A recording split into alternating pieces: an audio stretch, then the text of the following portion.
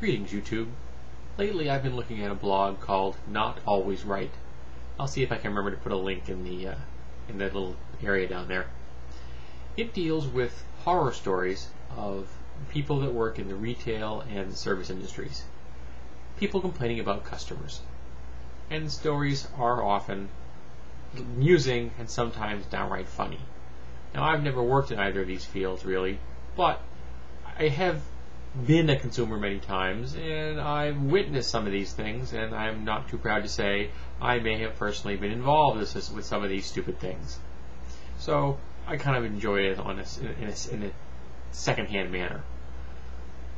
But one thing this site has shown me is how people miscommunicate.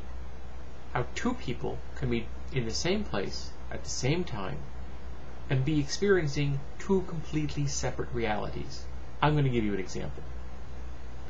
A person tells about working at the counter at McDonald's. A customer comes up. The person says, "Hi, how can I help you today? How can I serve you?" The person says, "I want some chicken McNuggets." The cashier says, "What would you like to drink today?" The customer replies, "Sweet and sour." The cashier, slightly confused, asks the question again, "What would you like to drink today?"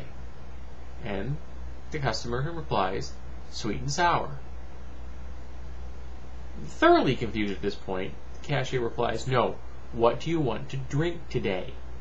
And now the customer, very annoyed, says, "Sweet and sour." The cashier stops for a second and asks, "What would you like for your dipping sauce?" And the customer replies, "Coke." Now, yeah, it's funny, but it's also fascinating. In this customer's mind, there was a process to this. There was a script. The cashier didn't know about this script, but in the customer's head, that script had to be followed. You asked for what you wanted to eat. You then asked the customer what they wanted for their dipping sauce. You then asked them what they wanted to drink. And I'm sure that inside the head of the customer, this is what happened. "Hi, what would you like to eat today?" "I'd like some chicken McNuggets." "What would you like for your dipping sauce?" "Sweet and sour." "What would you like for your dipping sauce?" "Sweet and sour." "No, what would you like for your dipping sauce?" "Sweet and sour." "What would you like to drink today?" "Coke." Now, I'm not saying that's how the customer thinks it should happen. I'm not saying that's how they remember it. I'm saying that is the event he experienced. If that had been tape recorded on video and shown to him, I'm sure that he would deny having said anything differently than what he knows it as having happened. He would probably even tell the story that they had doctored the videotape digitally to make him look stupid.